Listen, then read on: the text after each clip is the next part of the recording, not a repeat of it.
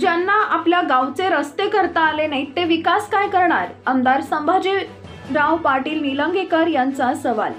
काँग्रेस खोटारडी आहे। केवळ विकासाचं नाव घेऊन जनतेची दिशाभूल करण्याचं काम हा पक्ष आणि नेत्यांकडून केलं जातं। ज्या अमित देशमुख यांना आपल्या बाबळगावचा रस्ता करता आला नाही ते आपला काय विकास करणार, असा सवाल माजी मंत्री आमदार संभाजीराव पाटील निलंगेकर यांनी उपस्थित केला। खोटारड्याच्या मागे उभे न राहता 20 तारखेला कमळाचं बटन दाबून महायुतीला पाठबळ द्यावे, निलंगा मतदारसंघातून पुन्हा एकदा आपल्याला सेवेची संधी द्यावी असं आवाहन माजी मंत्री आमदार संभाजीराव पाटील निलंगेकर यांनी केली आहे। निलंगा मतदारसंघातील शिरूर, अनंतपाळ व औराद शहाजानी इथं झालेल्या सभांमध्ये आमदार निलंगेकर बोलत होते।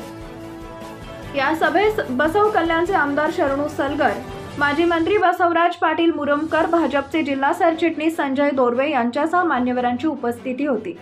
उपस्थितांना मार्गदर्शन करताना आमदार निलंगेकर म्हणाले की बाबळगावकरांकडून जिल्ह्यातील नेत्यांना संपवण्याचं काम आजपर्यंत करण्यात आलंय। निलंगेकरांना संपवून टाकू, चाकूरकरांना संपवू, मुरुमकरांना संपवू अशी भाषा त्यांच्याकडून ऐकण्यात येते। विकासावर ते कधी बोलत नाही, कारण त्यांनी विकास कामं केलीच नाही। आपल्या बाबळगावला पाणी पुरवठा करणं त्यांना शक्य झालं नाही। घरणी प्रकल्पातील पाण्यावरती त्यांचा डोळा असून त्यासाठी त्यांनी अनेकदा प्रयत्न केले, परंतु आपण ते प्रयत्न हाणून पाडले। अशा पाणीचोर नेत्याच्या मागे उभं राहणार का, असा सवालही आमदार निलंगेकर यांनी उपस्थित केला।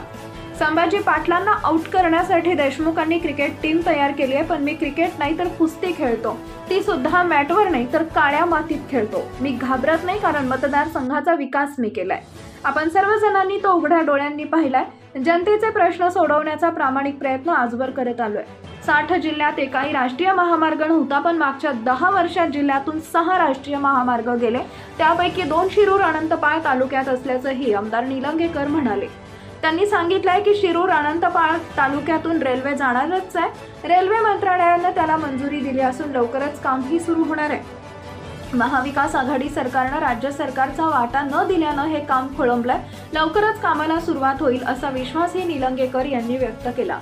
निवडणुकीच्या काळात खोट्या घोषणा करणं, आश्वासन देणं हे त्यांचा उद्योग आहे। या मंडळींनी विकासावर बोलूच नये, कारण त्यांनी एकही काम केलं नाही। मतदारसंघातील शेतकऱ्यांच्या हितासाठी आम्ही काम करतो। बंद असणारा अंबुलगा साखर कारखाना सुरू केला।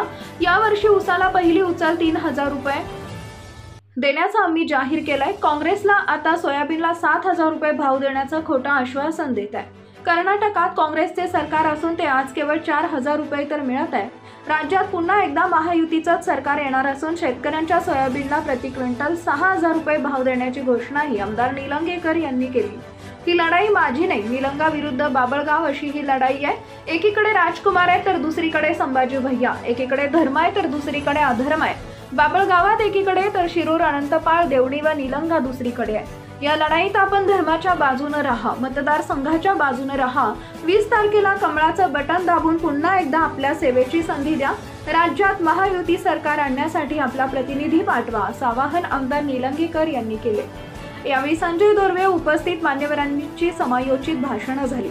या सभेत शिरूर अनंतपाळ जाहीर सभा तालुका अध्यक्ष मंगेश पाटील, गोविंद चिलकुरे, शिवसेना जिल्हा प्रमुख शिवाजी माने, राष्ट्रवादी काँग्रेसचे विठ्ठल पाटील, माजी सरपंच धनराज पाटील, रिपाई आठवले गटाचे जिल्हा उपाध्यक्ष अंकुश ढेरे, माजी जिल्हा परिषद सदस्य ऋषिकेश बद्दे, राहुल पाटील, अनिल देवंगरे, अनिल शिंदे, ॲडव्होकेट ज्ञानेश्वर चेवले, संतोष शेटे, माळी मामा, नवनाथ डोंगरे, गणेश धुमाळे, अप्पाराव नाटके, बिदर जिल्हा परिषदचे माजी सदस्य संजय काडादी, शेषरावजी ममाळे, डॉक्टर शंकरजी स्वामी, शिवपुत्रजी आंग्रे, अशोकजी बोडके, सुषमाताई हलसे, दिलीपजी कांबळे, मेहबूबजी पठाण, मुश्ताकजी, अमोलजी सूर्यवंशी, सुधाकरजी, इर्शादजी पटेल, तानाजी बिरदासजी, राजारामजी कहार, व्यंकटेशजी गिरी, निर्भयजी पिचारे, रायसाहेबजी धुळे, कन्हैयाजी पाटील, सौदागरजी रोयात, चंदूजी शंकत, सुधाकरजी शरेगार, कुमार अप्पाजी मडंगे, नारायणजी पाटील, प्रमोदजी पाटील, बालाजी पाटील, भगवानदासजी लड्डा, चनवीरजी अंकुलगे, दीपेशजी कांबळे, वजीरजी पठाण, व्यंकटेश पाटील, अनिल भंडारे, प्रतापजी कांबळे, नरेशजी हिरेमठ, मोतीभाई, तुळशीरामजी